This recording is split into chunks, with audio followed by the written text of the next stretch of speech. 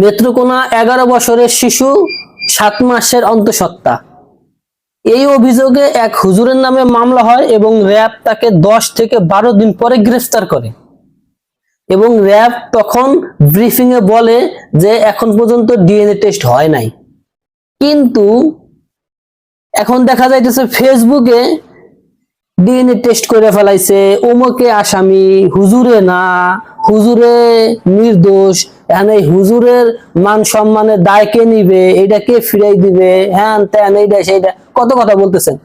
শুধু তাদের উদ্দেশ্যে একটা কথা বলি ভাই, আপনারা কি আদৌ জানেন যে ডিএনএ টেস্ট কি? ডিএনএ টেস্ট করতে কি কি নমুনা লাগে? ডিএনএ টেস্ট করতে হইলে কতদিন সময় লাগে জানেন আপনারা? বাংলাদেশে কয়টা ডিএনএ ল্যাব আছে এগুলো বলতে পারেন? না যাই না শুই না আনতাছে হুজুরের রেনিয়া ছাপাই গাওয়া একদমই ঠিক না।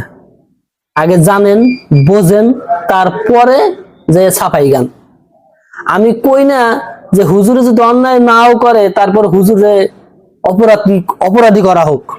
আমিও চাই নির্দোষ ব্যক্তি মুক্তি পাক, নির্দোষ ব্যক্তি যেন কোনোভাবেই শাস্তির আওতায় না আসে। আর যারা হুজুরে নিয়ে ছাপাই গান তাদের একটা কথা বলি, মানে আর একটা কথা বলি, সেটা হচ্ছে এই যে হুজুরে যদি অপরাধ না করে তাহলে সে কেন পলাইলো? এটার উত্তর কি কারো কাছে আছে?